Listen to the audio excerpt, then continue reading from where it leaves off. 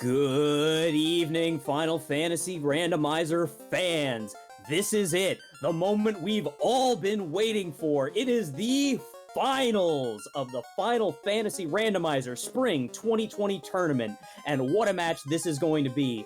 We have the reigning, defending Spring Tournament 2019 champion Crab Cakes taking on the challenger, the 2019 co-op champion, the current reigning, defending Iron Goal Heavy Metal champion, Spellzapp. I am Dr. Funkin, and I am joined tonight in the booth by Jat2980. Jat, how you doing tonight? Oh, I could not be more excited for this fantastic match. As you said, just two of our absolute top runners going to be going through a grinder of a seed with this Thief, White Mage, Nun draft here. So, oh boy, if you have not been watching the Final Fantasy Randomizer Spring 2020 tournament, you are in for a treat tonight. You certainly are. That's right. We have a party draft. Crab Cakes, as the higher numbered seed in this tournament, got to pick to go and chose to go first and fourth. She picked a Thief. Spellzapp picked a White Mage and a Nun, and Crab Cakes rounded it out with another Nun. So this is the party we're running with tonight. Yeah, both runners were given an opportunity, and neither of them blinked even for a second. We knew with these two runners, they like to, change things up, and they both love their White Mages. So yes, this is a crazy party, but if there's any, two runners out there who are more than willing to run it, it's these two. If you're, kind of new to this, or you're wondering what's going on, in most of the brackets, and for all of the Swiss rounds, so the earlier rounds, Nuns were not allowed. And in the brackets, both runners had to agree that Nuns were going to be allowed. And both these runners, being the, they love the challenge seeds, they love a twist, said, you know what, let's go with the Nuns. And this is what we have here. So some early things to watch out for. Are they going to be getting early caster items? And will there be good level 1 magic for that White Mage? And it does specifically have to be good level 1 White Magic, because we have Town Shuffle. They may not have early access to levels 3, 4, and 2 magic like you're used to. They could be stuck with just level 1 magic for a long, long time. Yeah, not only that, the Thief also actually has a fairly limited weapon selection. So another thing that you're going to be keeping an eye out is there something for that Thief to equip in the level 1 weapon store? Which is something that you don't normally consider, like, if you're running like a quad fighter or something crazy like that. And here we go, we are off. Yep, and Spellzapp checking the weapon. We have a Cat Claw, we got no weapons, and our magic is bad. We have got Ruse and then Harm 2, which will be useful against undead and nothing else. So, it's bad, but not atrocious, as Harm 2, that's something that they can use to grind. There's notably some undead packs that you can grind on near Melmond. You can also get some undead packs in the first visit to Toph. So Harm 2 is something, but these runners are absolutely going to be looking to get a few levels on that Thief, get a weapon in hopefully one of the early towns, and then hopefully find something like a Thor Hammer. Yeah, absolutely. Normally, you don't necessarily want to see the Thor Hammer as one of our incentive items right away, because it doesn't actually progress you, but in this case, it really is progression. It's going to let you actually move through the seed. And interestingly enough, you see both runners doing something that you probably haven't seen for most of the brackets or the Swiss, which is check the king immediately. And the reason is exactly for that. If that was the Thor Hammer, that would change the seed. It certainly would. That's, a Garland kill, which is another item when you save the princess. That's takes care of most of these early game packs that you would run into. And the Adamant is nice. That's an extra 5% XP for every fight. And it's another thing we can check. We can go turn that in at the dwarves and have another shot at getting a better item. So we see immediate route divergence, as that's exactly what Crab Cakes looks to be doing, is going to go turn that Adamant in. Oh, wow. Spellzapp just found them Samane in the top chests in the Temple of Fiends. Wow. So speaking of a weapon the Thief can equip, that's not exactly what I was talking about in the pregame, but the Masa is the best weapon in this game for 95% of battles. And for now, that's basically a single-person fade, and that's going to do a ton of work for these runners throughout the seed. And it looks like the Adamant turned into the Oxyale for Crab Cakes, so I imagine she'll make her way back to the Temple of Fiends and find her Masa in relatively short order. Now, the Oxale is a really interesting item in Town Shuffle. So, if you played the vanilla game, the Oxale allows you access to the Sea Shrine, which is an on-rack, and normally we would need to find the canal first in order to get to on-rack. However, we have Town Shuffle on, which means Elfland and Provoca. One of the two could be on-rack, and inside that Sea Shrine, it might be hiding our canal. That certainly could be the case. And oh, it looks like Elfland is Crescent Lake, so that's another free check for another key item. We have max gold bracelets, which is a little bit unfortunate, especially with this party comp.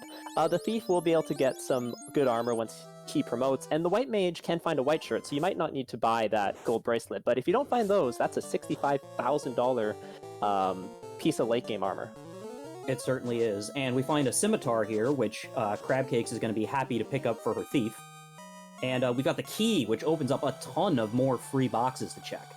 Yeah, the key is actually a great item if you're running a difficult party in the early game, because it really bumps up the number of free checks that you have. Basically, without the key, there's only 3 or 5 chests in the inner sea that you can kind of check without encounters.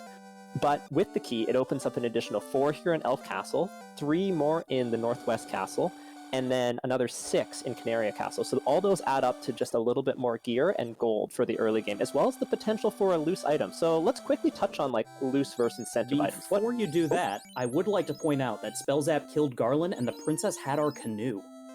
Ooh.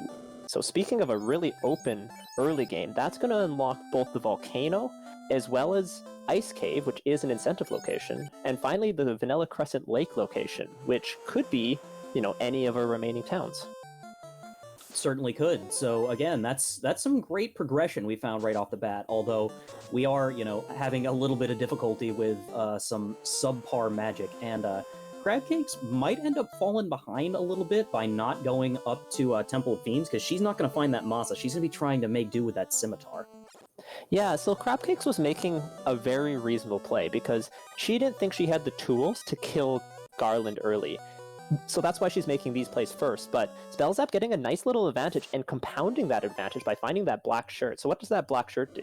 So that black shirt casts Ice too whenever you use it in battle. However, unfortunately, his thief got completely decimated by these wolves and didn't even get to use it. Yeah, and that early AoE magic is huge, as these runners could not find Fade for basically the entire game, and Fade is the only all-target AoE sweeper that white mages have that can affect everything, not just undead. That's correct. Crabcakes checking the keylock chest in Northwest Castle. Not a whole lot there, but she is going to check the spike tiles just to see what's there. And we got some shadows, which will get her some nice early XP if she's able to take them down. Harm 2 should make that pretty elementary. We also do have Elfland and Provoca, which is a really nice pickup. As we were saying, without Elfland, you're missing 2 critical levels of magic in both levels 3 and 4. But getting that in the early game is going to help smooth out their progression curve, where it's not just, level 1 magic and level 6 magic, which you can't cast until you hit level, 16 or so. And it looks like Crabcakes had bad luck on her Harm 2 rolls, so she ended up taking a wipe to those shadows. So what you're looking at right now is these runners are kind of stuck in the inner sea, and that's because they're looking for the loose canal. So in this flag set, we always are going to have 3 loose items plus a loose canal. And that loose canal at this point can be anywhere inside of the inner sea, plus Ice Cave, Volcano, and Vanilla Crescent Lake. And if Vanilla Crescent Lake is on rack, that could also be the Sea Shrine. So these runners have plenty of chests to be checking, including Marsh, including Keylock Dwarves, all to get out of the inner sea. Once they get out of the inner sea, the seed's really going to open up for them, as that early canoe really unlocks most of everything, except for a few floater locked locations, which is the airship. Yep. And Spellzapp having a little trouble getting his feet underneath him. He keeps taking wipes to, these early imp packs and whatnot.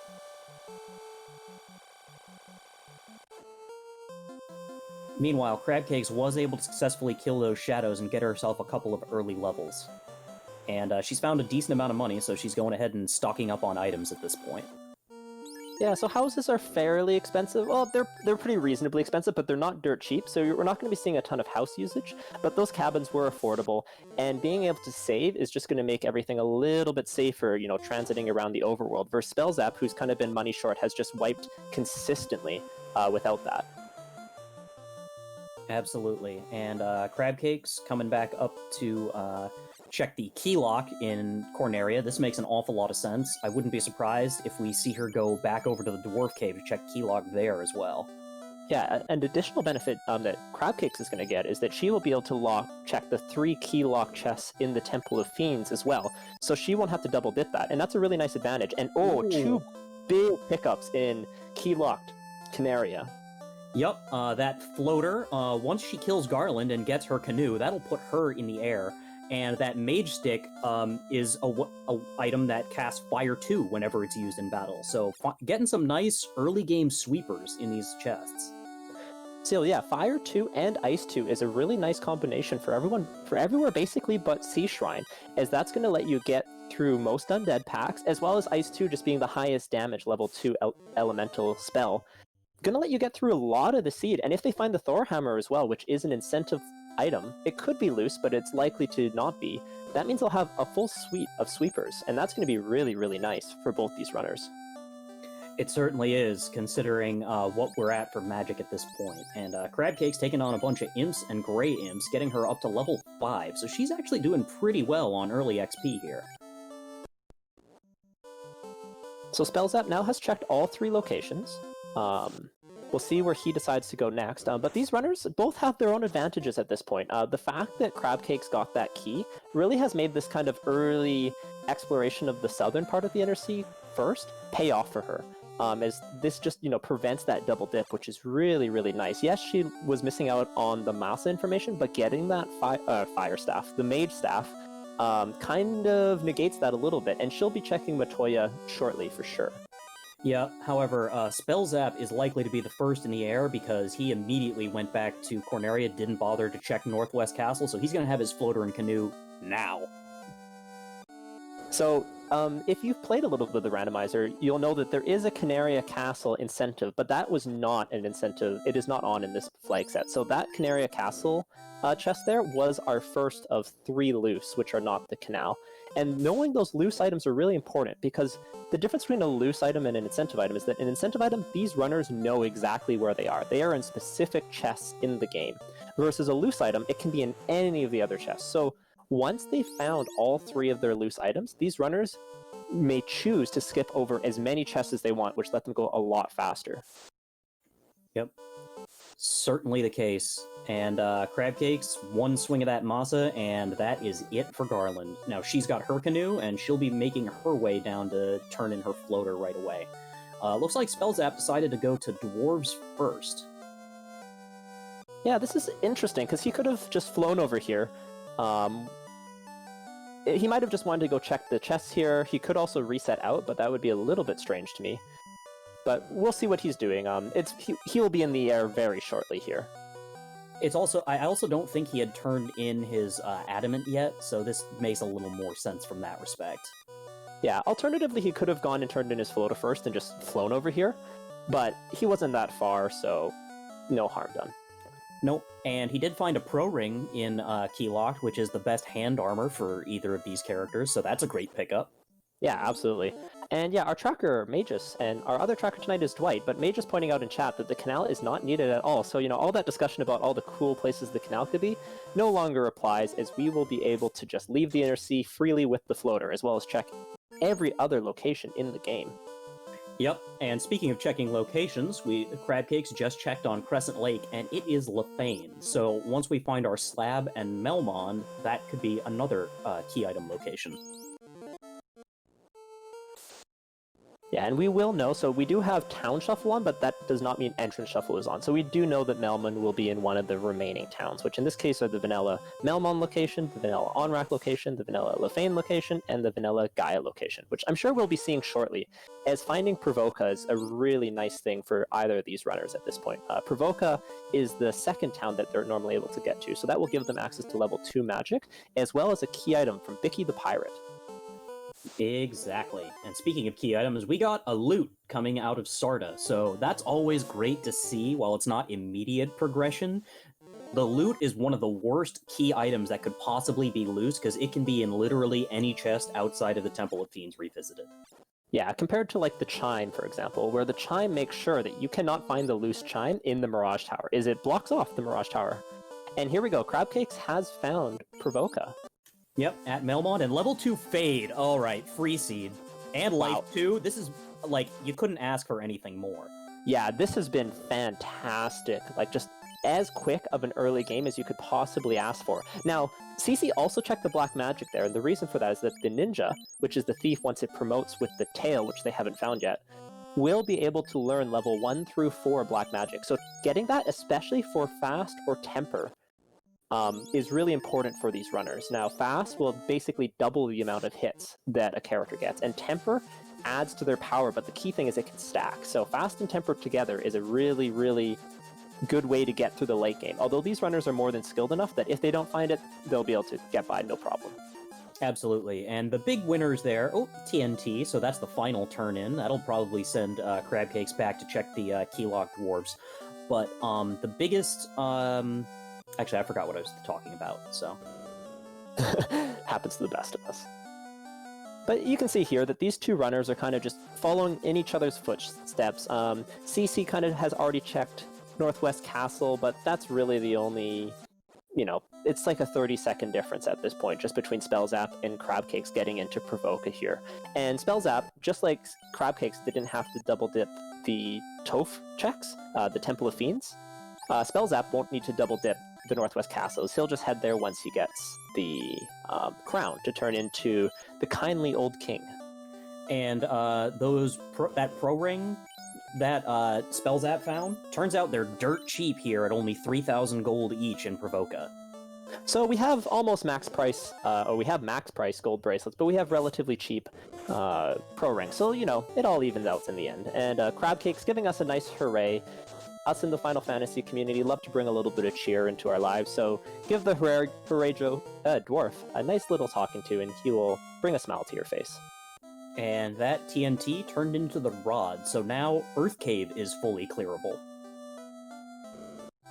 Now, Earth Cave is somewhere that both runners are going to want to avoid if possible, and the reason for that is that the full clear of Earth Cave is a lot slower than the go mode of it. Not only that, the chests are really widely distributed, and it's just kind of a generally not nice place to be in the early game. These runners would much rather check something like the top floor of Volcano or Mirage, as there's a higher chest density there, so they can try and, you know, fish out those loose items a little bit quicker. That being said, sometimes the seed says you have to go to Earth, but that's a play. It's unlikely for either runner to be diving deep into Earth this early into the seed with so many options available to them. Right you are, Jat. And right now we're getting a little bit of cross, back and forth. Crabcake's now finding Elfland while Spellzapp going in, turning in that rod.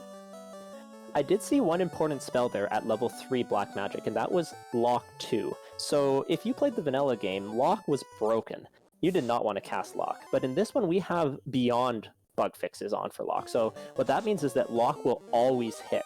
And that can be a really key part of getting through a high evade Fiend when you have to do the refights in the final dungeon of this game, the Temple of Fiends Revisited. So being able to pick that up for the ninja could be very important for their success if they're able to promote and get a few levels on them.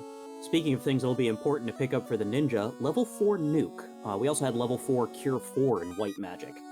Yeah, so this has just been absolutely all the magic you could possibly ask for. I don't think we've seen Wall, though. So a ribbon is something that you probably will be looking for. Though, at this point, the White Mage is, of course, going to be able to learn all the White Magic in this game if they are able to promote. So, not the end of the world, but a ribbon, definitely a nice pickup. Because the ribbon, of course, grants resistance to all elements. And tonight, the coastal city of Onrak is landlocked. Always an interesting find. So CC doing a quick check of the Oasis, as one of the key items is going to be the vendor item. And we find a very, very vanilla vendor item with the bottle at the Oasis. We certainly did. And I'm not sure that she had the money for it right away, so she's going to check the Cardia Isles for some basically free chests. and is already finding some more gold, so she ought to be able to... Nope. Maybe she did pick it up and I missed it. Yeah, I think she picked it up, so I don't... She had the money, so I don't see why she wouldn't have. And I think at this point we haven't seen Gaia, I don't believe, so that means it's going to be in Lefane, is that correct? We haven't checked the vanilla on-rack location yet. Okay, so either Lefane or Onrak. The two cities, of course, that are the slowest to get to from the air. Of course. So yeah, speaking of free chests, what Crabcakes here is doing is just checking all the free chests in, our friendly dragon friends' caves here. So getting a flame armor, that is late game armor for this ninja. The thief, unfortunately, not able to equip it, but once it promotes, that is going to be exactly what Crabcakes is looking for her ninja to wear, as it provides ice resistance as well as excellent absorb. It certainly does. Yeah, it's generally, that or the ice armor are basically what you want as top tier endgame armor for a ninja. Yeah, the opal bracelet, also, not a bad choice, but opal bracelet on the white mage or white wizard and that on the ninja, and you're going to be super happy. There's a quick question in chat. We have, is it worth promoting if we get the tail? So there's sometimes a discussion on whether or not you want to promote, and that is exclusively around the black belt, because the black belt gets worse magic defense when it promotes. But in this case, with both the thief and the white mage, you get tons of benefits, no drawbacks, so if they get the tail, they will 100% promote. In most seeds with this party, they would search for the tail until they enter Temple of Fiends. But with the Masa, there's a possibility that they could go in unpromoted if it's really hard to track down. But they will very, very much want to go for promotion if they can. Yep, and Crabcakes has found Gaia at the vanilla on-rack location, so on-rack and Gaia just swapping places today. And Gaia, an important find, because that is where we're going to turn in our bottle. So we get to go pop the bottle and go talk to a fairy who's going to give us one of those key items. So yes, when we speak about key items and incentive locations, the NPCs that give important items in the vanilla game also will give us key items here, and the fairy is one of those. Yep. And Crabcake's going ahead and buying some copper bracelets and a buckler for that thief, just to get as much absorb as possible for this early game. Yeah, if you've played this a little bit and you're used to having your fighter around, man, you really miss the fighter for a few things, but the big ones are just the armor they can equip unpromoted, as well as their huge HP pool. That one issue with this party is they're going to heal well, but without levels, they're going to be very susceptible to non-elemental sweepers, as, one nuke could take down this whole party, but that's going to be much later of a concern. Yeah, so we've actually been finding most of what we need to, get into go mode pretty quick. All we need now are the chime and the cube to be able to get in the sky, and that's technically all we need in order to beat the game. Yeah, and that's insanely fast, considering that we still have not checked our 3 kind of mini dungeons, which are Waterfall, which is what both runners are at now, Ice Cave, which is over by Volcano, and Ordeals, which is going to be probably the next check after this. Yeah, that all makes sense. But yeah, both our runners in the Waterfall Cave now. Crabcake's getting a nice big hero run through it. So that hero run is important to find, because these runners are good enough to be able to encounter manipulate their way across through dungeons, use that hero run to their advantage. It's not as big of a deal after they're in the air, is it's primarily used to avoid overworld encounters. You can't save and reset your console when you're in dungeons. Well, you can, but you're not going to be happy with the result. So not as big of a deal, but finding that hero run, always a nice pickup. Vilsud in chat asking what the incentive locations are for this particular seed. We had just the Waterfall Cave is one of the NPCs. So basically all the quest NPCs are incentivized. Titan's Trove is incentivized, and Ice Cave, and I think that's it. Yeah, those are the only non-NPC or normal key item locations that are incentivized. So we do not have an incentivized Fiend Dungeon this time, which is what we saw throughout the Swiss weeks, but has been removed for the brackets. Oh right, Ordeals.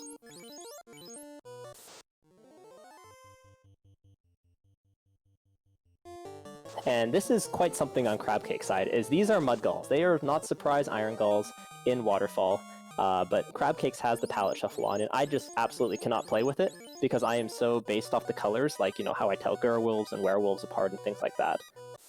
But Crabcakes loves it. You'll see it in most seeds that she runs, so you know, obviously a better player than me, but just styling on us even more by being able to do it with the color palette swap. Yeah, no, I could never do this myself. Spellzapp about to talk to our... Ooh, okay, Wiz Mummies have Blaze, so that's going to disincentivize them from going to Ordeals in particular. So you may see them avoid Ordeals for a little bit here. Yeah, I think Crabcakes ran into those mummies already and got thrown out of here by it, but, yeah, it's kind of gross. And, oh, we have an unrunnable red Onkalo here. That's, not what you want to see blocking the way, since you're gonna have to take this twice. Yeah, thank goodness, though, that they have that Masa, as that's going to do some serious work and allow them to preserve spell charges. You'll see a lot of the time that these runners are going to... Ooh, okay. Oh, interesting play from Crabcakes. Just standing in the doorway to talk to the sad robot and leaving those chests orphaned, gambling that there's not going to be one of the loose key items in there. Yeah, that's really, really interesting play. So it's a little bit of a gamble, but at this point they are one item from go mode, as they are just searching for the chime. Absolutely, and with how tough it's been to get through this waterfall cave, I can't say I blame Crabcakes for that. I wouldn't have wanted to take that red Onkalo fight twice either. Yeah, and Spellzapp's checked about half of these chests, so we'll have to see if in like the remaining 2 or 3 if there's something important, because oh my goodness, if there's a chime there, that could be game-breaking. Yeah, that's... or, you know, a quest item that leads to the chime. Yeah. Yeah, so unfortunately for these runners, they do not have access to exit at this point. And exit, of course, is very nice as it just lets you leave the dungeon. So it's a really big thing for this dungeon in particular, as well as Ice Cave. As Ice Cave, you actually have to make 2 full loops around if you don't have warp or exit. But if you have warp or exit, it makes it a lot faster. In this case, they won't have access to warp before promotion, but the White Mage will be able to learn exit if they wait a little bit and get the levels, as well as I haven't seen what level it's at, but not 1 through 4. And there's some lovely, lovely dragon armor, which under a normal seed would be something you'd celebrate finding, because when your fighter grows up and becomes a knight, it's the best armor they could possibly wear. We don't have one of those, so it's just worthless. And wow, this is really, really huge strategic adjustment and like kind of paying off there, is that Spellzapp wiped in Waterfall for a 3rd time or a 2nd time, and he just noped out. So he's leaving the cube behind there, gonna have to come back. Well, CC, Spellzapp confirmed there's nothing in those chests, so CC just getting a nice little edge there by making the really veteran move to just wait on that spike tile until the robot comes over, talk to him, and then leave. So just, you know, all around really nice plays by our defending champion. And Spellzapp not making, you know, horrible plays or anything, but got a little bit unlucky with the 4 RN Kilo tile instead of just getting 1, and gonna have to go back. Yep, but the good news is that he knows where the cube is, so he isn't gonna do some damn fool thing like find the chime later and then go to Mirage hoping the cube's in there. Yeah. And we've all done that, actually. That's something that happens a lot. I don't expect it from these runners, but when you see mentally that I have everything I need to go do this dungeon, but then you don't actually have it yet. Oh, hello! Oh, yeah, and we get simultaneous 3 eye tiles. And yeah, we not only have sync, we have the best grind tile in the game in the 3 eye tiles. They do not give the most experience, but assuming they don't have nasty scripts or spells, they are extremely safe. They hit like a wet noodle once you have a little bit of armor, and they give you more than enough experience. So that is exactly what these runners are looking for some early levels. Yep, Crabcakes just shot from like level 12 to level 15 on her Thief from taking this tile twice. I like the comment in chat by Simple Sarah. So good that even CC takes this, as CC is like a notorious hater of static grinds unless she is exclusively solo grinding a black belt. But this tile is so good to pass, like it's just too good to pass up. Now, the one thing that you're going to want to note for both runners is they're not going to want to take this too high, and the reason for that is the way that magic levels work after promotion. So if they want to promote, and at this point because they have the Massa they could choose not to, but if they want to promote, they need to gain a number of levels after promotion for their ninja to gain spell charges. So they might choose to stop around, you know, 20, 21 or so, rather than going all the ways up to like 23 or 24, just to be able to get those spell charges a little bit easier. Under normal conditions, I would agree with you there. However, I think you can kind of safely go to the mid-20s on this because you only have 2 party members, so that XP is being so laser-focused on those characters. Yeah, that's true. Yeah, so they could go a little bit higher than that still. I agree. We'll have to see what our runners decide to do here. So Crab Cake's level 21 right now. And still going. And Spellzapp doing the same. It makes sense. Like, they both found this tile, they both want to get to the point where they're comfortable in order to, continue diving this seed, because we've got nasty places coming up. We saw those really gross mummies, and they're going to be in the way, both here in Earth Cave and in, or potentially, Ordeals. Ice Cave is usually a problem, and, yeah. So, getting those quick levels is going to really help with digging out our, remaining items so that we can beat this seed. Yeah, CC splitting the difference between the two, leaving at 22. So that's definitely like a nice safe place to be, and spending all of her hard-earned money on some gold bracelets, or on 2 gold bracelets, or she already found one, so. Nope, she just bought 2. It's fine. Okay. So, yeah, that's the other thing. This eye tile gives a boatload of cash. So she was able to just buy those 2 gold bracelets and not blink. Yeah, everything about the seed so far has given and given and given. But just wait, because we still have not yet found this chime, and this chime could easily be anywhere. It could be in Key-Locked Marsh, it could be, in the bottom of Earth. There's a lot of places this chime could be that is still nasty for these runners, but a lot safer than what you would expect for this party. Yeah, and so it looks like Spellzapp is taking the grind a bit longer, while Crabcakes is heading over to Ordeals. Yeah, so Spellzapp at 23, continuing to go up a little bit higher. We'll see how high he goes. Ordeal's definitely a logical check, as getting here, if this is the tail, that's really nice. You really would like to have access to exit before you do Ice Cave, just to save some time. But at this point, I can say that Spellzapp's, built up about a 2-minute lead or so. You mean maybe a little bit. Crabcakes? Or sorry, Crabcakes has built up about a 2 or 3 minute lead just because of the waterfall wipes, and that, really heads up play by her. Yep. And Spellzapp has decided to call it quits at 24. Personally, I would have gone to 25, but that's why Spellzapp is in the finals, and I'm here doing commentary. Also Yeah, because I didn't enter. Both these runners, have been here before. Played in really high-stakes Final Fantasy randomizer games in last year's tournament, Crabcakes winning it all, Spellzapp coming third. So, yeah, these runners, they have a plan, and that is probably the most important thing that you can learn. And oh my goodness, Spellzapp has found our second loose in the slab in Earth 1. Yeah, I gotta say, I'm a little surprised that Crabcakes didn't bother to check Earth 1 while she was there doing the grind. We'll have to see what that turns into and see if this, bites her. Yeah, if that turns into the chime, it could be quite a while before before Crabcakes decides to come back for it, as she's been here already, and you don't really want to go back to somewhere where you've already been.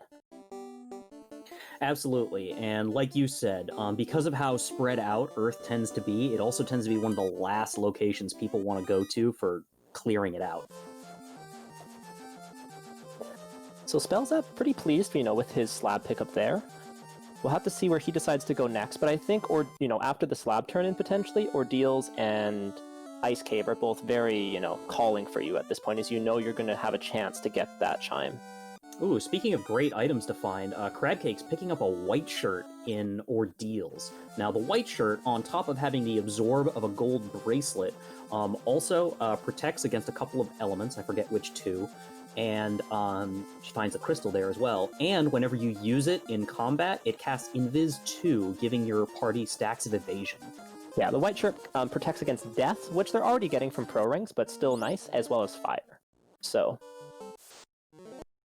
still better than not having that elemental protection. Oh yeah, it's just a improved gold bracelet in every way, and you will see most runners choosing to use the white shirt over the opal bracelet. So yeah, this, crystal turn-in could be great, it might be nothing, but it may have been worth going to Ordeals just to get that white shirt, because especially if we don't find the defense sword, which casts Ruse when used, we'll take whatever evasion we can get. And Spellzapp giving us our first look at Vanilla Lefane, Vanilla Lefane location, which in this case is Melmond. And he's also going to be checking the white magic shop here, and if Exit is here, that's going to speed up things a little bit. Unfortunately, only Heal 3. Heal 3 being... And Life. Heal 3 is a fantastic spell to find, though, because with Heal 3, it really ups the safety against those non-elemental sweepers. It also just speeds up everything, as you no longer have to use heal pots, as you can just use heal 3 to get through things alongside cure 4 once you have enough charges. Absolutely. And Crystal turned into the Ruby, so that's yet another check for Crab Cakes.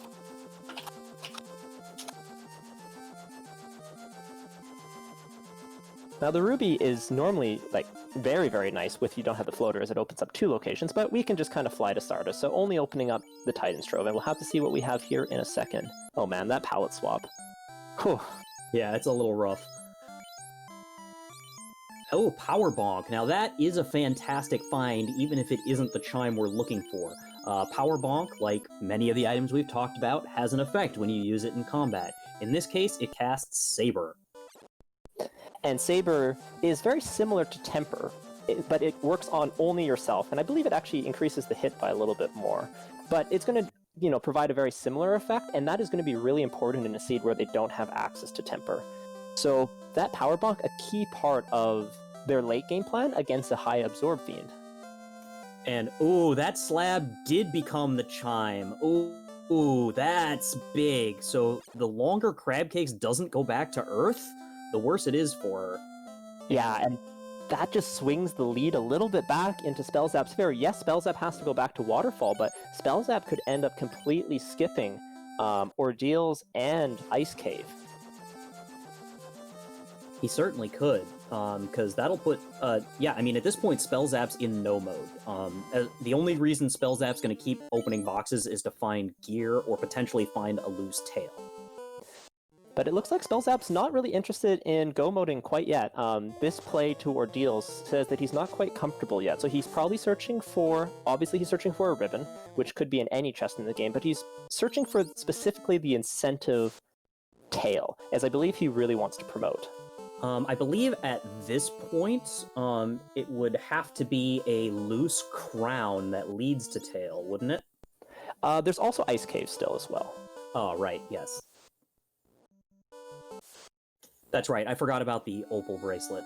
Yes, so we have the crown will be one of our 2 remaining items. So we have the 2 remaining items, just to kind of give a summary, is Ice Cave and the loose item. Those are the 2 things that we have not found, as we've seen 2 loose, the loose slab and the loose floater.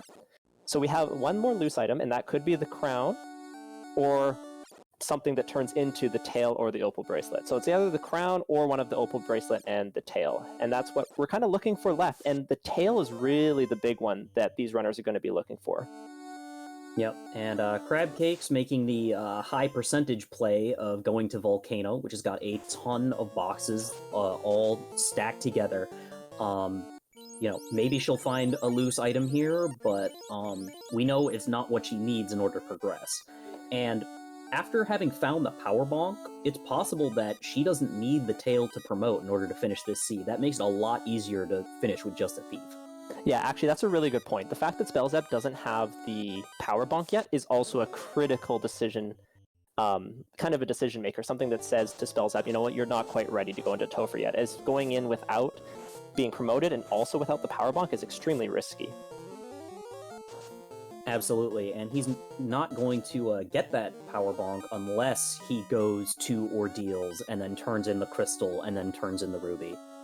Yeah, but that's exactly But he's in Ordeals right now, because I wasn't paying attention. Yeah, that's exactly what he's going to be doing next. So Spellzapp going to be in a good position. Now there's another critical decision point coming up on Spellzapp's side, which is, does he keep diving Incentive dungeons or does he go for Fiend dungeons? Well, Crab Cake's finding another big game changer in a ribbon in the Volcano Armory. Yep, and Ribbon, is considered the best head armor in the game, not because of its absorb, it doesn't have much, it only gives 1, but it does give you a resistance to every single element in the game. Yeah, and that's just critical for not only surviving the late game Fiends, large AoE elemental spells, but also critically the insta-deaths. If the Fiends decide to cast, Crack or Bane turn 1, and you don't have time to get off wall, which in this case is level 8, so very unlikely for them either runner to be getting wall. That ribbon is huge in allowing you to survive that unless you get 3 out of 256. Yep, and it looks like Crabcakes decided to check the armory and is now going to go ahead and check Ice Cave. It makes a lot of sense. That's just a lot of boxes to check. Hopefully you find a loose or you find some gear. In this case, she found some gear in the ribbon. Yeah, and this is just, very unfortunate for Crabcakes that she's making all the percentage plays. As, it's very likely that after she checks Ice, she can either go finish Volcano or go into Sea Shrine. And those plays all make tons of sense. I think the last place that she's going to check is going to be Earth. Or she may check Earth before going to Marsh. She did say in the last race, though, in the third place matchup between Cheesinator and Thundercloud, that, go Marsh before Earth. She was half joking, but we'll have to see if she makes that decision. But in any case, the lead that Spellzapp's gotten just by checking those few chests on Earth 1 is going to be pretty substantial. Yeah, I do think that may have been a joke, considering Crabcakes almost lost the final race to Cheesinator because of going to March before Earth. Yeah. We'll have to see, though. But it's very likely that Crabcakes goes and finishes Volcano and goes to Sea before she checks Earth in any case. And that's just going to be leading her further away from what she needs. Now, Spellzapp showing his intentions a little bit here, going to Ice even after finding that power bonk. Yep, definitely wants that tail, definitely wants to promote. And still looking for a ribbon as well. So Spellzapp kind of, even though he is in no mode, he's still checking chests, and that's just really trying to make sure that he has as many tools as possible for the Temple of Fiends Revisited. And that makes a lot of sense. We've kind of got two of the squishiest classes here, so, and we've only got just the two, so... Yeah, the double... the two-person party comp is just an extreme version of some things that we've been talking about earlier in the Swiss rounds and the brackets, which is like a 4-person party versus a 3 versus a 2, which is that the 2-person party is going to have a little bit more trouble running away, except in this case because you have a thief, but is also going to be higher level, have less overall spell charges, which means that the melee character is going to hit harder, but you're going to have to really conserve your healing magic, your AoE sweepers, and use your item magic a little bit more. Now, this thief white mage comp is just an extreme version of that. So something you're going to have to keep an eye on is like things like fade charges through Temple of Fiends Revisited. They're going to be quite limited. Things like even Cure 4 charges or Heal 3 charges, because all of those things are just not in high supply when you don't have, a third red mage here. Absolutely not. And looks like Crabcakes is already making some more gambles here in Ice Cave by skipping the upper left chests there. And she might actually get him on the way back through. Yeah, I was going to say, they are going to be probably checking them on the way back, but she's just basically hedging her bets, because if this is the chime, CC could very well just decide to say, you know what, I'm not opening any more chests. I have a ribbon, which is a critical part of the formula. I have my power bonk. I'm just going to go now. Yeah, and I think that what she's doing here speaks to that. The idea that she thinks she's in go mode as soon as she finds the chime, the fact that she's already ready to skip those boxes. Yeah, so something on the screen there was Frost Dragons with Crack, and that's going to be a little bit scary for Spellzapp here, as Spellzapp once again does not yet have a ribbon. So if his party members get cracked down, specifically the White Mage, this could be dangerous. Yep, and yeah, Crabcakes got the crown, now going to check the chests. Yeah, and this is just really good play by Crabcakes. You'll see this a lot with the runners kind of hedging their bets, saying, you know what, I can skip this for now and then come back later if I don't find an item that I'm looking for in the remainder of the chest or at the bottom. And you'll see this as well in things like Mermaids, which is the right side of the Sea Shrine. And Crabcakes found Vorpal there, which, if she decides to move the Masa down to the White Mage, would potentially give her 2 melee casters, assuming she finds a tail and is able to promote to the Ninja. Yeah, the Vorpal has the best crit rate in the game, tied with the Katana, and a little bit lower of a damage than the Katana. So the Thief would prefer to be swinging the Katana, but if they don't find one, having your White Mage swinging a Masa and your Thief swinging a Vorpal is a pretty good place to be. Absolutely. Nothing of value in the 6 chests there, so Vorpal really the only thing of worth that we found in these extra chests. Yeah. Spellzapp, meanwhile, making his way through, going to be checking the six-pack to find, not much of anything, but what can you do? Oh, those Frosties also had Trance, and it looks like they cracked down Dan as well. Yeah, so this ribbon going to be doing some serious work for Crab Cakes, and the chance of Spellzapp getting out of this just decreased substantially. Have to hope that Spellzapp gets good turn order, gets out. Crab Cakes has been stun locked for like 30 seconds, possibly longer. Oh man, this is just a tough one. You don't really want to reset just because of how slow Ice Cave is. Anywhere else, the chests don't matter, but even just to get the incentive location in Ice Cave is 2 full trips around, and that's what Crab Cakes is trying to avoid. Yeah, unfortunately, she's just been she hasn't even had a chance to get out of stun. Finally. Yeah, so that ribbon doing some serious work there. Yeah, it's a miracle. Like, even with a Miracle Is, that was rough to watch. That was a long, long trance. Yeah, and you might be wondering, why doesn't the ribbon protect against everything? Unfortunately, trance is non-elemental, so the ribbon does not provide protection from trance. Nope, so you just kind of gotta stick with it. Luckily, those things were so spell-happy that they didn't just punch her to death. Yeah, that is a big blessing for Crab Cakes, but Spellzapp, meanwhile, been pretty lucky. He's either gotten away or just hasn't run into them yet, so gonna be getting out of here okay from the looks of it, and that's just, a really big win for Spellzapp. Absolutely, and considering some of the rougher things he's had to deal with, it's been good. And there's the tail from the crown, so that'll be exactly what Spellzapp's looking to put his pedal to the metal, and Crab Cakes isn't going to say no to it either. Yeah, Spellzapp now has another decision to make, which is, do I keep opening boxes for a ribbon? Most runners will, but I wouldn't even say most runners, in this high-stakes situation with only 2 party members and kind of, not the ideal party members for getting through a tough Temple of Fiends Revisited, going in without a ribbon, pretty risky, but it's something that Spellzapp has done before and is comfortable with, so that's going to be kind of another decision now that he gets the tail. Do I keep opening boxes looking for a ribbon? He might check the armory floor just because of how dense it is, but we'll have to see. Will Bloodworth in chat, hoping that Crab Cakes goes to Earth next. So do we. Yeah, and something I did want to point out is that Chaz is pointing out that Spellzapp actually made a mistake, and he's doing 3 laps of the Ice Cave, and that is not just for fun. He clicked slightly and fell into one of the holes, so he's had to go around this 3 times, and that just, basically lost all the advantage he got from CC getting tranced for like a minute. She got tranced for like 2.5 in total. It was long. But Crab Cakes has promoted, and so she's got her ninja, gone ahead and put some flame armor on him, got her white shirt equipped, feeling snazzy with a new set of duds. Spellzapp. Oh no, the kindly old king was Astos all along. Gasp! I feel scandalized. But shouldn't have too much of an issue here. Could have resorted to a fade there, as Astos notoriously evasive, but goes down pretty easily to non-elemental magic. Crab Cakes going back to Gaia.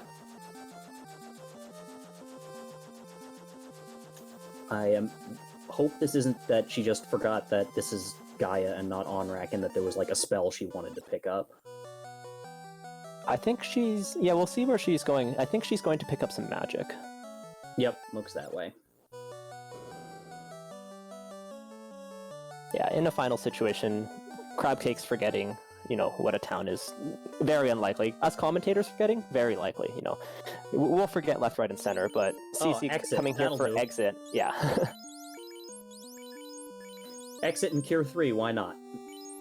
Now, unfortunately, the 2 dungeons that Exit saves the most time in have already passed, which is Ice and Waterfall, but Exit just saves time basically everywhere, because anytime you're in a town like this, you can just exit out once you have charges. Unfortunately, she does not yet have charges. So Spellzapp has some decisions to make now. What's he going to do? So keep your eyes peeled. Crabcake's in a little bit of a different situation, is she is not yet in no mode, so she has to still go dig up what she now knows is a loose chime. That she does. In the meantime, going around learning some magic. Yeah, picking up... Oh, Probably interesting. Brack and maybe just Brack. Yeah, we'll have to see how much magic she decides to pick up. I think Lock is important, and also I believe Nuke was available. Yep, Nuke was available.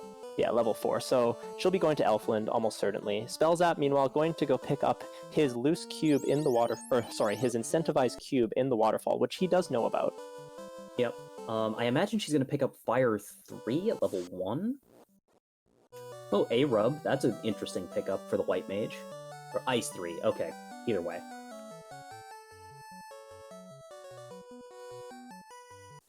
And going to do, kind of probably the last major shopping trip, as with Heal 3 and Cure 4, not going to be using many of those heal pots until she enters Topher. Yep, just good to have for backup at this point. Yeah, so Crab Cakes, this is something that you'll see her do a lot, and I really like it, which is like basically as soon as she promotes, it's very similar to when you get the key. When you get the key, you just say, okay, I have the key, I'm going to go do my key locks now. And Crab Cakes is exactly the same. When she promotes, she says, you know what, I'm going to go do all my magic because I don't want to get stuck in a situation where I have a solo ninja against a bunch of slimes or something. Look, I have Nuke, or I don't want to be in a situation where I didn't remember to learn Life on my Knight, or Life on my White Mage. So Crabcakes always makes sure that once she promotes, if she's going to buy the magic, she does it right away with her floater, before going and clearing anything else. And that's just a really nice, consistent, and smart strategy. Yep, and she's going right back into Volcano, which makes a lot of sense. Still looking for that chime, so I imagine she'll be checking all of the boxes on the way down. Yeah, Volcano is a faster check than both Earth and Sea, and Sea Shrine in particular, because you have to decide if you want to go to both the right side and the left side, and the right side can be completely skipped if you want to win the game, but don't need items anymore. So Crabcake's putting off Sea by going into Volcano, but it's very likely that she's going to be doing Sea next, and with 2 loose items remaining, it's very likely that she'll be going into Mermaids first, both of which are not going to pay off for her, as unfortunately that slab is just waiting for her on Earth 1. Yep. The best thing that she could possibly find in here, aside from a katana and another ribbon, is the loose opal, since that makes it less likely that she'll go to Mermaids. Yes, if she only gets 1 loose, she may not... If she finds the loose item, she may not check Mermaids first, but it's still likely that she'll check Kraken side first and then still do Mermaids. So, unfortunately, it's unlikely that Crabcakes is going to get away from doing both sides of Sea, unless she decides to check Earth first, which would be unusual, but not unheard of. Yep. Yeah, she's been... I don't expect her to, because she's been doing just the high percentage plays the whole way through. We unfortunately know it's just not going to pay off. Yeah, and this waterfall is going to give Spellzapp absolute nightmares, as he just cannot get out of here to save his life. Yeah, I'm not sure if he went to learn Exit, or if he did, if he's got any charges of it. Yeah, he's too low level regardless, but I don't think he's even gone and learned it yet. And that's just, once again, the kind of difference in the play of, do you get your magic first? And also that really nice heads-up play that Crabcakes made. Now, Spellzapp could be very aware of that, so it could just be the fact that he's not getting the RNG for the robot to walk over to him, and there's nothing he can do to control that. Yeah. I was gonna say, what level do you first... Hey, we found our canal! The most, useless canal we've seen so far, the 50-minute gets-you-nowhere canal. Yep. But yeah, what level do you start getting level 8 charges? Because Spellzapp's at like 25-ish. I remember Cheeseinator mentioning in one of the earlier matches that he had 2 charges at level 26, so it should be somewhere around there, but, we have a bunch of very good runners in chat here, so I'm sure someone will say when you get that first charge.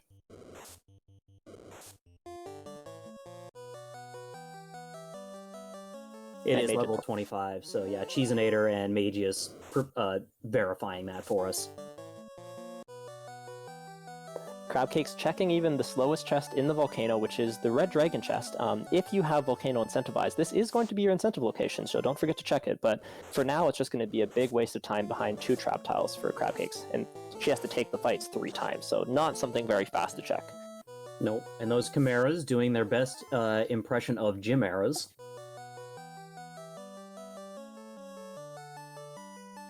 Oh, airs are unrunnable. That's gross.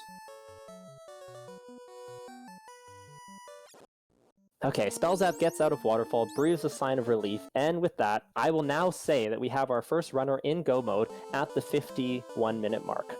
I wanted to say it earlier, but with how bad Waterfall was, we had to kind of, let Spellzapp get out of there first.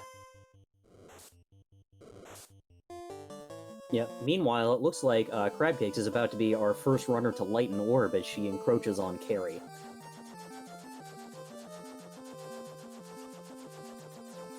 Oh, and Spellzapp hasn't gotten his vendor item yet, so going to be finding the bottle here in the Oasis. Interesting. Oh no, he found it already. He's just getting shopping. She's just shopping, sorry. Yep. Crabcakes moved the ribbon up to the ninja, so it looks like she's going to be planning on using the ninja to kill Carrie. Yeah, and that's a nice strategic adjustment. And you'll see this through Topher as well, which is that when you need to cast life, which is when you're climbing, you keep it on the ribbon, or the ribbon on the white mage who can cast life and bring your dead party members back. But when you would need to kill something dead, you put it on your primary damage dealer, which in this case is going to be that ninja. Yep. And Carrie has gone down, and that is the first orb lit at 52 minutes and 45 seconds. So both runners with their own advantages, but it's extremely important to note that Crabcakes looking for a loose is just going to be falling further and further behind with each dungeon that she has to full clear. Yeah, we know that the best thing that could possibly happen to her is going to do Earth next, but it's really unlikely. Spellzapp showing us that nice encounter burn, so that way he gets the long run so he can go check less than greater than here, or just go straight up. We'll have to see what he wants to do. I imagine he's going to go straight up, because he didn't even check the first floor. Yeah, so Spellzapp's decided he's had enough. Gonna check a few greed chests, as he's still searching for a ribbon at this point, but otherwise Spellzapp is very happy. Yep. Meanwhile, Crabcake's having enough of the muck and clearing it out with some fade. And yeah, Crabcake's checking chests that she absolutely despises in these hairpin checks, just so very slow. But she has to do it as she knows that that chime is loose. Yep, and this is looking like it's C. Oh no, it's going to be the locked chests in Topher. Yeah, so this can be checked earlier if you're looking for a grind tile, but no one's looking for a grind tile with those 3 eyes. Yep. Well, she tried to check this earlier, but found unrunnable man cats at like level 4, and said no thank you. Yeah, so definitely a couple nasty spike tiles for our runners today, with both those R on kilos in Waterfall and those man cats. Ugh, just not fun times, both of which were unrunnable too. Yeah, it was pretty gross.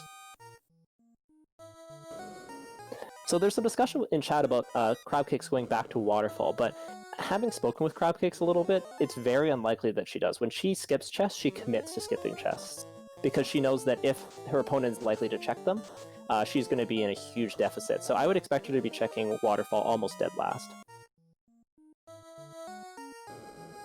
Yeah, I expect that we'd see her check Marsh before we check Waterfall.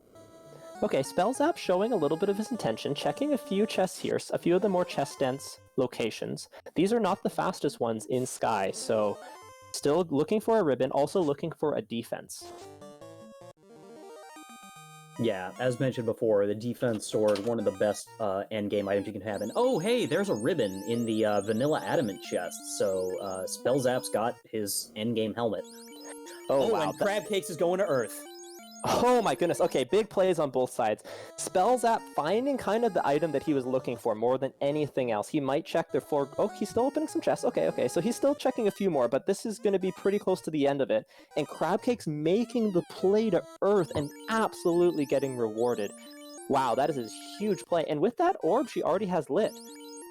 That's pretty good. And Spellzapp just found the opal, so he found the last loose. And that opal pickup, still very nice. Not as, essential as it might be, considering they have a white shirt and a flame armor, but nothing to sneeze at, and it does provide more absorb to both of the runners than what they were previously wearing. Yep. So yeah, Crabcake's not overly punished for skipping Earth earlier. Because she's going to go turn in her slab right now, that'll give her her chime, and then she is very much going to put her foot to the floor, I'm sure of it. Yeah, so it's really hard to say where both these runners feel at this point. Spellzapp's had a fairly clean seed, but he's wiped a bunch in Waterfall, but his routing has really paid off for him.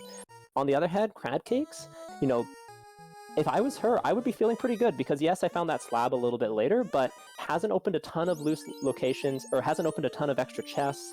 Gear-wise, is in a pretty good found situation. a second ribbon. Wow, Sky provides. Sky provides. And one of them is in the CC Gambit room. Or no, sorry, one of them was on Sky, and one of them is on the 4 greed chest, which CC sometimes skips, preferring to check the top 4, also known as the Crabcakes Gambit. So we'll have to see if she picks up a second one, but with one, you're still in pretty good shape. Yep, absolutely you are. Especially since we've got pro rings on everyone, and we have a rub if we really, really need the extra protection.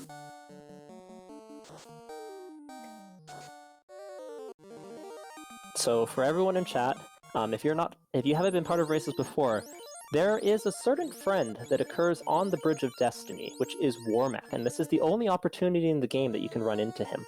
So, if you want to see a robot chicken punch and nuke and nuclear our runners away, get your bless RNGs out in chat as Spellzapp is about to be our first runner onto the Bridge of Destiny.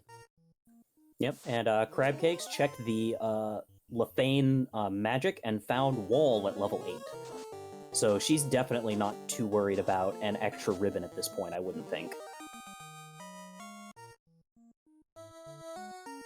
And here we go. Well, Crabcakes enters C, and she will definitely not be going right side. Spellzapp onto the Bridge of Destiny. Getting lit up by these airs.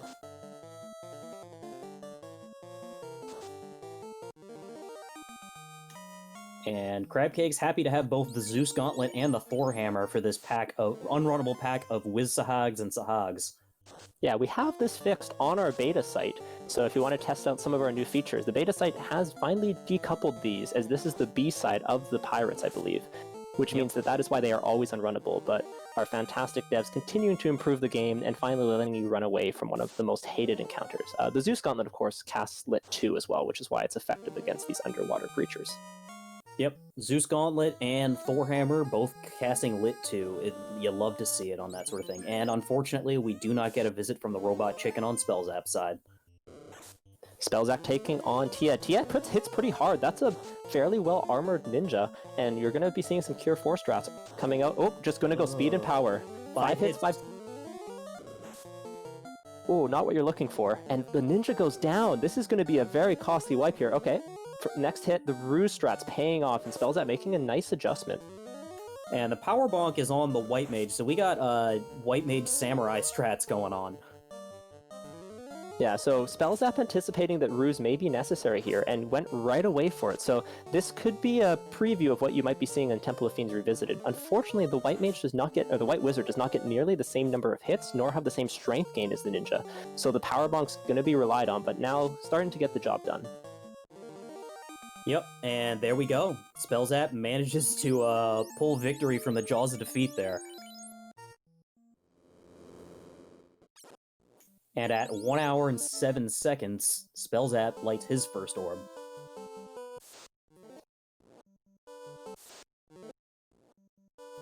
Oh, Spellzapp resetting out of a T-Rex, the single most XP-dense single enemy in the game.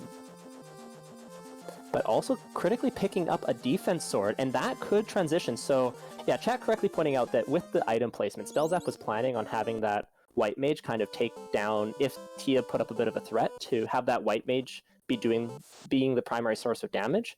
But that defense could allow the Ninja to fulfill that role in the future as well again, because that defense will let that Ninja cast Ruse. Yep. And that's actually one that Spellzapp might pick up, because it was in the one of the greed checks on the Sharknado floor, so it's entirely possible he stops to grab that.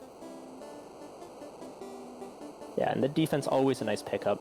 Yes, it swings pretty hard, but the ability to cast Ruse when you're down to, a man mode situation, if you don't have, a solo White Wizard, which is likely in this situation, but, if your White Wizard gets punched down, having that defense is absolutely huge. Oof. Ruse went off for the Ninja, but unfortunately, Kraken coming out with Hold right off the bat. But Cure 4, curing that stun, and we're going right into swinging now. casting Wall on the ninja, but the ninja's now asleep. Alright, we're gonna try and swing again. Kraken casting Slow, no good. Fade comes out for 294 damage, huge fade. 2 swings, 82 damage. Wow, Kraken had no health. Yeah, that's almost, pretty close to a max damage Fade, as Fade can do at most 320, so pretty nice. Yep, and great proximity there. Crabcake's heading over to the Mirage Tower to go up the sky. Meanwhile, Spellzapp about to take on Carrie, already down a white mage, so no ruse available here, but Carrie should be, a fairly easy fiend to take out at this point with how much damage they're doing, and there we go. Yeah. Spellzapp takes down Carrie, no problem.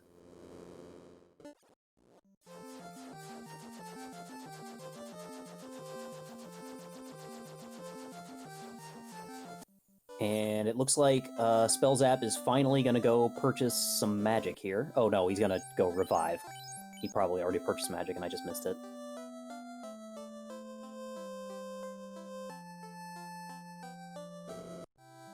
Oh no, he's getting his level 4 nuke.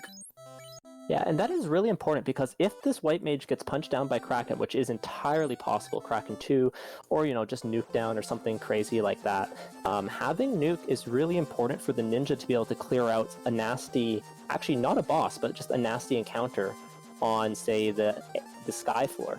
So picking that up, really nice. Yep. Crabcake's running into those 4 zombie Ds, decides that's a lot of XP, and decides to nuke him down with a mage staff and a fade.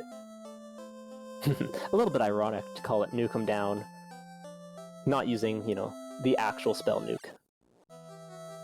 Yeah, and it looks like Crabcake's still checking a couple of boxes, maybe hoping to pick up a katana, or, another ribbon, so it's entirely possible she's going to hit the greed chests on the top floor. Yeah, with this 2-person party, you really cannot be safe enough going through Temple of Fiends Revisited. So our scaling is we max out at 230%, but we are unclamped, and that means there's not a floor. So the Fiends could have less than their vanilla HP, their vanilla hits, their vanilla damage, their vanilla absorb, etc. And that means that we can get quite a wide variety of how tough these Fiends are. And if we see really tough Fiends, they're going to want all the gear they can get. We certainly are. And Crabcake's making an adjustment, equipping the defense sword on the ninja and moving the Masamune down to the white mage.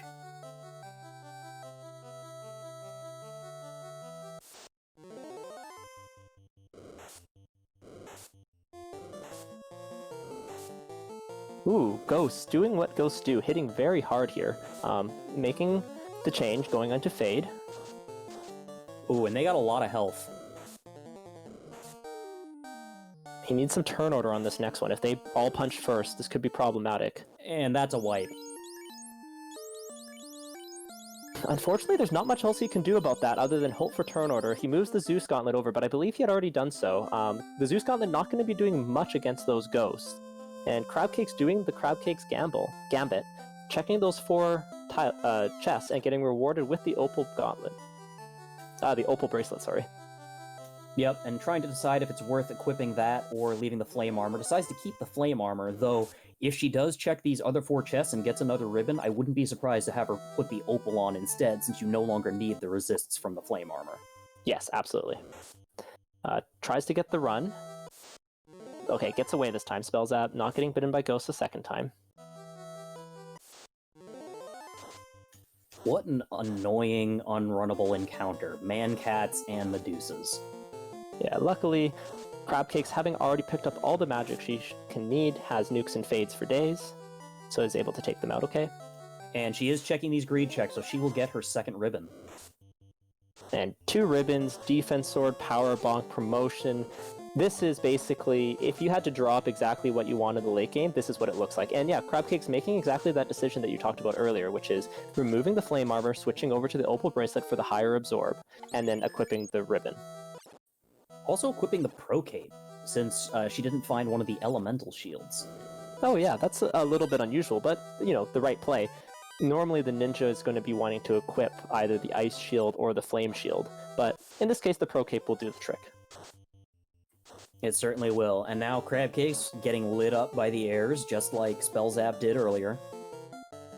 And we might see a robot chicken on her side. She didn't check as many chests, so she's going to be on a different encounter cycle going on to the Bridge of Destiny. So get those Bless RNGs in chat if you're trying to find that war mech.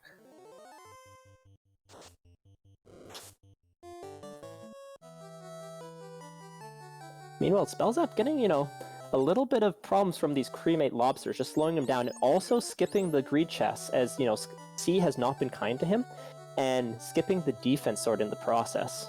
Ooh, that is gonna potentially hurt real bad.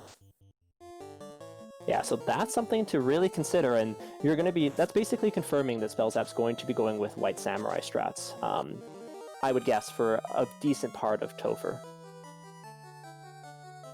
Yeah, seeing as the White Mage has Ruse and we have no way to cast it on the Ninja, the White Mage is going to be the one more likely to survive, just by not getting hit.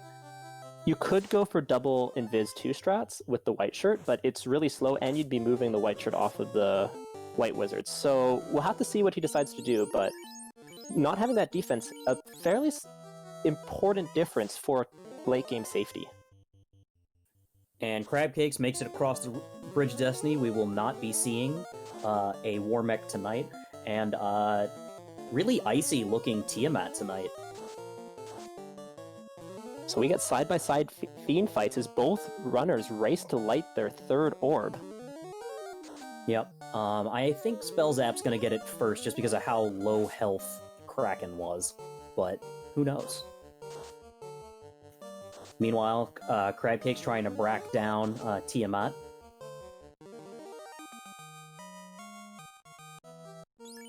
So Brack has about a 26 or 27% chance of hitting, so not a bad strategy, but usually done in combination with, a little bit of Brack, a little bit of damage, so that way if the Bracks all miss, you can just try and punch him out.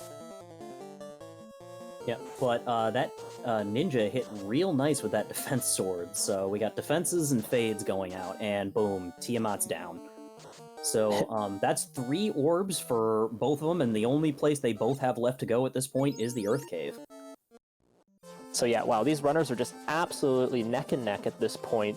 2 great runners going in very different routes, but have ended up in mostly the same place. 2 ribbons apiece. They have a Masa, they have a white shirt, they have pretty much everything they could want. The one difference being that Crabcakes does have that defense, and we're going to have to see if that matters. And Crabcakes, it turns out the T-Rex was unrunnable today, and also was looking a lot like a Tyro. Okay, Spellzapp making a decision, wants to get some levels before he goes into Temple of Fiends Revisited. We'll have to see if Crabcakes makes the same decision, and this is a really important decision, as any time spent grinding here is letting your opponent get a little bit further ahead, but if Temple of Fiends turns out to be nasty and your opponent takes a wipe, this time grinding could mean you're safe the first time through. Crabcake's going straight into Earth Cave, not bothering to grind anymore. She's took a lot of encounters in Sky, so I'm not too surprised to see this.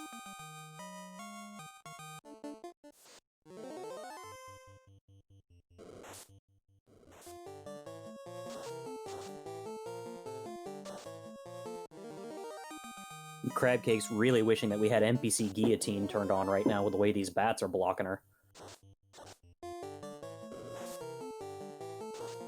For those that don't know, NPC Guillotine is a flag on the Alpha and Beta site, which allows you to talk to most NPCs in the game and have them disappear so they're no longer in your way. Yeah, so I'm curious to see how high Spellzapp is going to go with this, as I believe he's over the 400 HP threshold, which is very important. And the reason 400 HP is important is because Nuke, which is the strongest spell, insta-death spells are debatable, but the strongest damaging spells that the Fiend refights can cast in Chaos is Nuke, and it maxes out at 400 HP. So if you have more than 400 HP, you're guaranteed to not be one-shot by a spell. Now, you could still get punched out, but that's what you have Ruse for. And Crabcakes is already over 400 HP on both of her Light Warriors, so I'm not too surprised that she's not bothering to grind.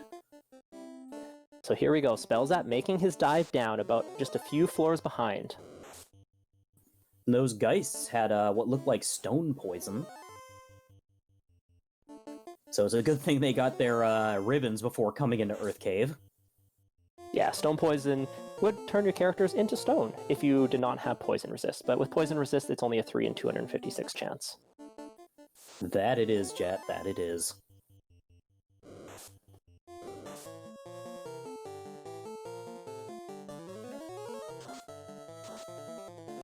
Okay, crab cakes all the ways down to the lich floor.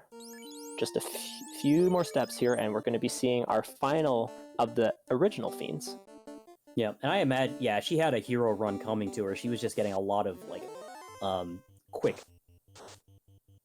in succession fights there. But, Fade, Nuke, goodbye, Technicolor Lich. And with that, at 1 hour, 12 minutes, and 8 seconds, Crabcakes has lit all 4 orbs and is going to be heading to the Temple of Fiends. So let's take a note here. So Crabcakes has entered at... Okay, so burning off some save items, so that way her heal pots are in the right spot, and she entered at 1:12:20. So we'll have to see when Spellzapp enters. Yep.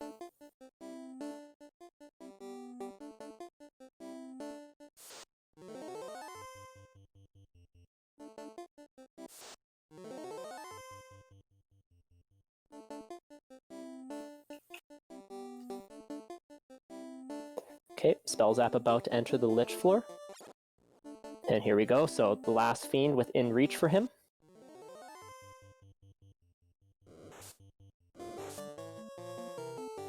Assuming that these encounters stop bugging him.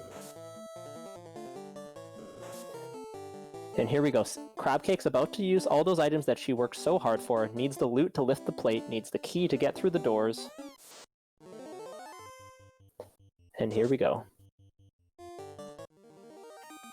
Ooh, those Chimeras are looking real giant-like in their color palette today. Yeah, and very difficult to tell the difference between the Chimeras and the Chimeras there. And Spellzapp, does he need to do any last-minute shopping? It looks like he does. And I just wanted to say again how impressive this is. I mean, yes, the seed has given and given and given, but we have 2 runners who are both going to be in Topher in under an hour and 15 minutes with a 2-person thief white mage party. It's just so impressive, you know, with the level of execution that both these runners have. Absolutely. This seed has been blazing fast, and the only reason it was that blazing fast is because of the quality of runners that we've got on display tonight. And here we go. So Spellzapp looks to be entering about 2 minutes later. Yep, just a smidgen below. 2 minutes and 5 seconds. And here we go. Both are runners in Topher.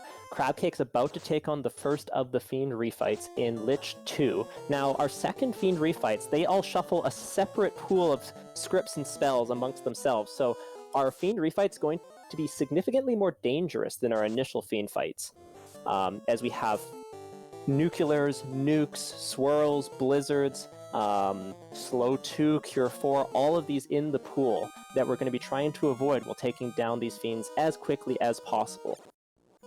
And here we are. We've got Blacklight Rave Lich. 3 hits, 161 from that Masa, casting Fire 3. Not going to do a whole lot of damage to us, but that Nuclear is going to hurt. 6 hits, 307 damage. Another, and Lich is still up. But didn't punch for very much. So hopefully, as long as another Nuclear doesn't come out, and Crabcakes takes him down. Good lord, that was scary. Yeah, so that is exactly what is so scary about these fights. If that Lich had come out with a second back-to-back Nuclear or a nuke, that could have been a wipe for Crabcakes. And that's just how tricky this Temple of Fiends Revisited is going to be with this 2-person party. Absolutely, yeah. The fact that Lich got like 4 turns is unusual for Lich 1, but is completely possible because we just only have the 2 characters trying to do damage. Yeah, there's often, you know, memes in our community about Lich being a speed bump, but when Lich has some HP and Nuclear, Lich is a little bit scary. Yeah. And Crabcake's already making the adjustment to equip the Vorpal instead of the defense sword on that ninja. And we got Swirl coming out from Carry, so we got a lot of damage coming out already here. Yeah, and Crabcake's quickly making the Cure 4 decision, making sure that her HP stays high. Crack could be very scary, but with 2 ribbons, that's kind of what you want to see, actually. Absolutely. And we're starting to swing now. 3 hits, 35 damage from that white mage kind of hurts, but 5 hits, 317 from the ninja means the ninja's in a good spot. Yeah, the ninja is Crabcake's primary damage dealer here. Basically wherever the power bonk is what they're expecting to last throughout the fight. So in Crabcake's case, that is the power bonk on the ninja. Over in Spellzapp's side, he hits the nuclear as well, but his a little bit of extra health plus just a little bit lower roll means that his party members both survive, no problem.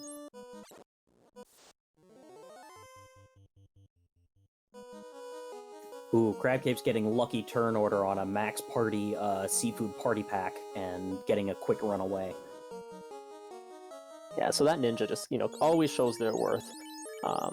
Once they're promoted, in really good shape, but still is able to run away with the best of them. And yeah, here's Spellzapp's adjustment. You can see that the power bonk is on his white mage, as well as the Masa, so the white mage is the plan to be the primary damage dealer here.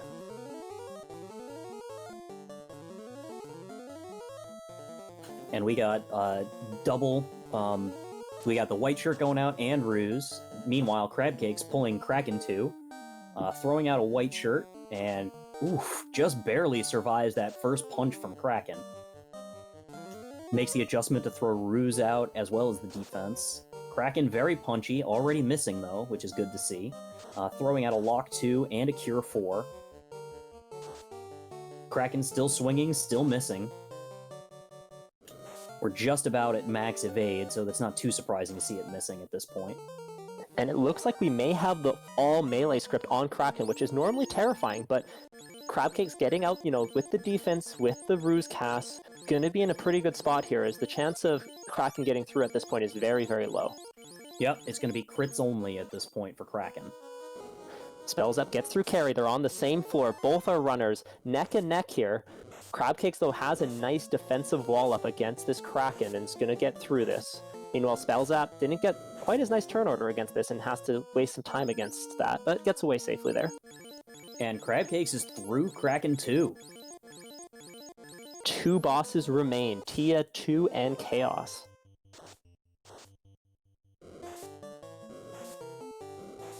Ooh, unrunnable airs. That's nasty. Yeah, they've been a pain. And they cast Lit 2, which at this point is just chip damage, but it's annoying and time-wasting.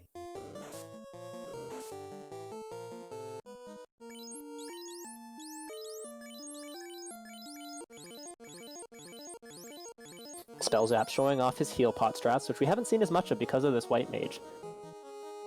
And Crabcakes onto Tia 2, throws out a white shirt, throws out a defense. Tia starts off with Lit 2. Love to see it. It's barely damage at this point, so it's one of the best things we can see. Now we got Power Bonk and white shirt. 2 hits from Tia didn't seem to do too much damage to the white mage there. Goes ahead and throws out Ruse to max out that defense there. Meanwhile, continuing to Power Bonk the ninja. Fire 3, again, basically no damage thanks to those ribbons. Tia swing and a miss, more white shirt going out, and we're starting to swing now. 5 hits, 335, so we're probably going to be doing fine with swinging at this point. Fade comes out for 94 damage, another 5 hits, 449, and Tiamat 2 goes down. Crabcakes is on the way to Chaos. Meanwhile, Spellzapp took a wipe on his ninja by getting it punched out, and then Kraken came out with Nuke. So Kraken not on the all melee script, just on more of a melee script, and Kraken coming out also with fast. This is really scary, as a crit could get through and finish it for Spellzapp here, but his white samurai is, rused up in pretty good position, but this is where having just the raw agility gain and strength gain on the ninja makes a huge difference.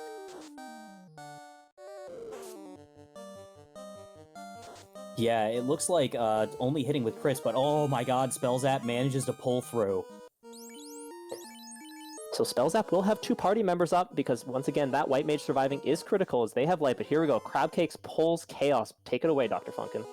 And we got the white shirt going out, getting those stacks up. Only 1 hit, 109 damage on the white mage. Defense goes off, no problem. So we're immediately going into Power Bonk and white shirt strats. Chaos cast Cure 4. Nice to see that early. Still kind of scary that he's got it. But more Power Bonk. Ice 2, not a big deal. Ruse, so we're getting nice and dodgy.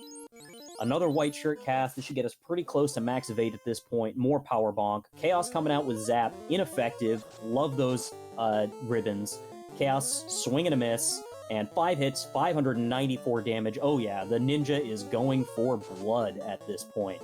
And we get a fade for 134. Chaos with a nuke, though. That's dangerous. 5 hits, 831, and Chaos is down! Chaos is down! Get your GGs in chat for crab cakes.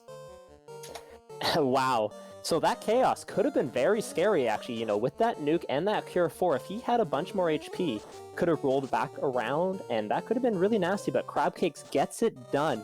A little bit of a combination between those early waterfall wipes, making the heads-up play to go to Earth 1, well, the lucky play to go to Earth 1, and then also having the ninja being able to swing the sword instead of the white wizard just kind of sealed the deal for Crab Cakes. So we have our winner of Game 1 of this finals. This is a best of 3, so there's more coming up tomorrow and Sunday, if needed, between Crab Cakes and Spellzapp, but last year's champion gets it done. With an official SRL time of 1 hour, 21 minutes, and 38 seconds. Meanwhile, Spellzapp has made it through Tia 2 and is about to pull Chaos as well. Just gonna heal up real quick, and we are good to go.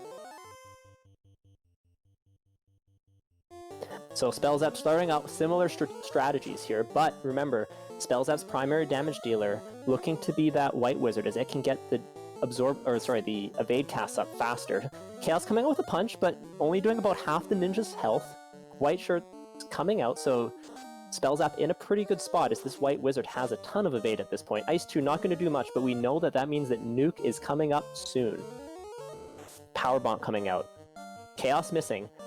A few stacks of white shirt already doing the job, and Spellzapp actually already just waiting on his ninja, knowing that the white samurai is the primary win condition. He's just there to take punches at this point. 3 hits, 296, that will get the job done. Slowly, but get it done. Here we go, 3 hits, over 400 damage there. This white samurai doing some work, 3 hit, 557, and Chaos is down. Both runners finishing within a few minutes of each other as Spellzapp has finished in second place with an official SRL time of 1 hour, 23 minutes, and 39 seconds. Only 2 minutes and 1 second apart. Amazing. And that just goes to show that when you have two, great caliber runners, it comes down to a wipe or an extra walk around ice. Or even just, one person getting the defense so that they're able to take down these fiends just a little bit faster. But just a great run by both runners, finishing in, under an hour 30 with a 2-person comp. Not even like Fighter, Red Mage, which are 2 of the more powerful classes in this particular flag set, but with Thief, White Mage. Yeah, that was amazing. And it sounds like we are joined by Spellzapp. GG. Hey, GG. That was a lot of fun. Yeah, what an incredibly close race between the two of you. Yeah. I mean, a couple of wipes. It was an incredibly forgiving early game, and then in the mid game after we got the floater, it was a little bit rougher than my practices, but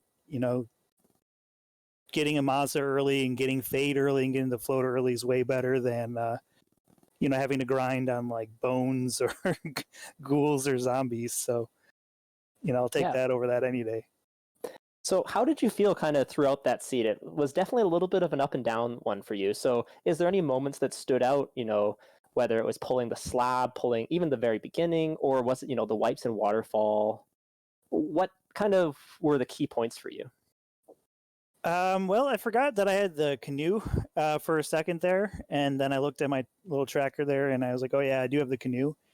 And I was like, okay, well, it didn't cost me a lot of time going to Dwarf Cave to grab everything, but then I, ran and turned to the floater.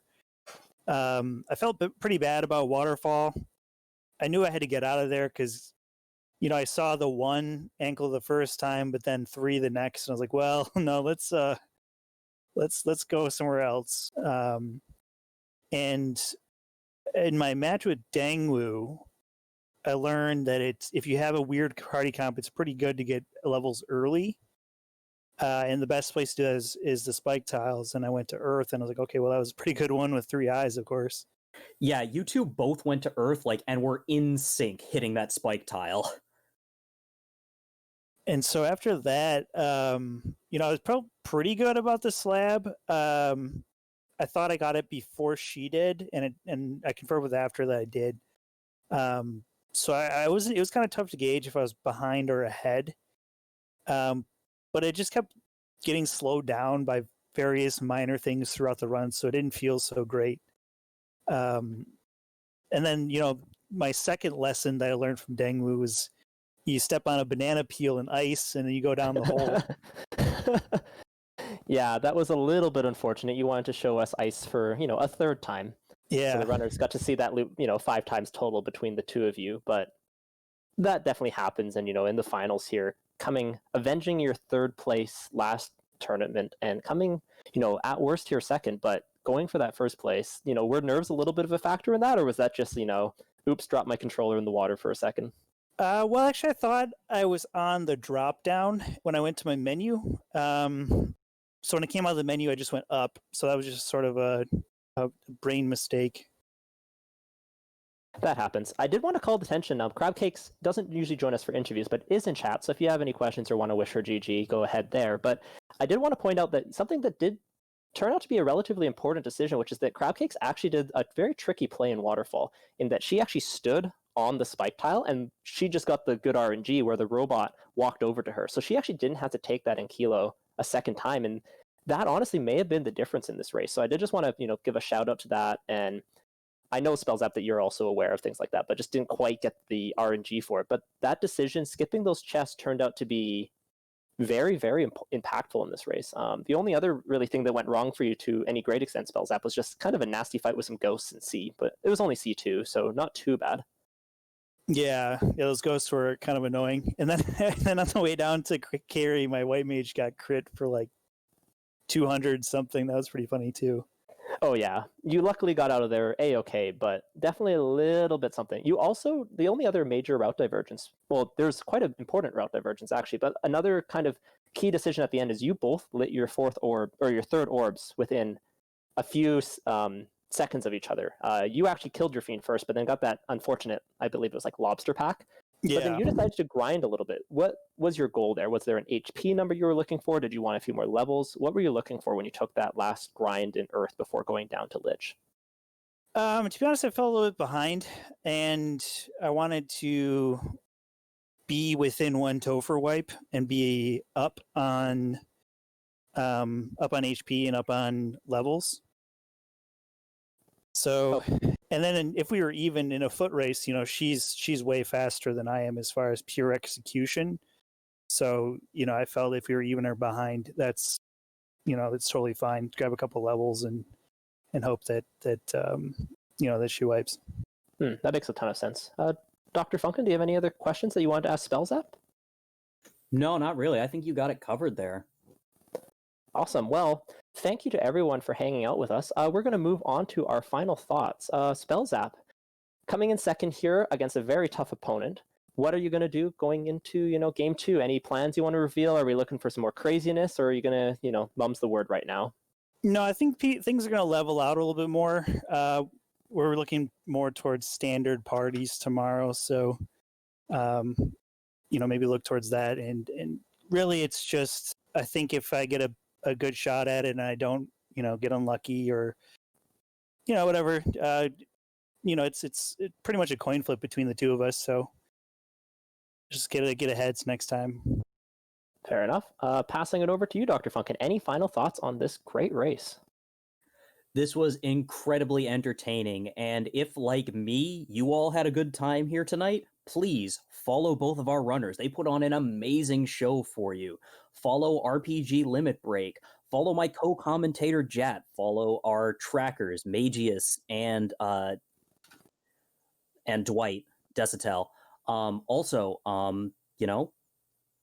if you liked what you saw here and thought it would be fun to play yourself, go to FinalFantasyRandomizer.com. Roll yourself up a seed. Have a good time. And if you've got questions on how to find things or how to play a seed, come join us on the Final Fantasy Randomizer Discord. You can find a link to it on FinalFantasyRandomizer.com. We'll be happy to answer any questions you might have.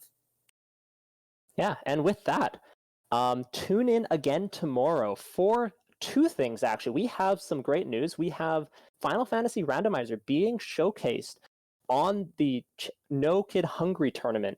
So go check out that at 12:10 Eastern Standard Time on Speed Gaming. And tomorrow, tune in again at 9 p.m. Eastern Standard Time for Game 2, Spellzapp vs. Crabcakes here on RPG Limit Break. You don't want to miss it. So for everyone here in the booth, thanks again to our restreamer Dark Moon EX as well. Have a great night, and we hope to see you again tomorrow.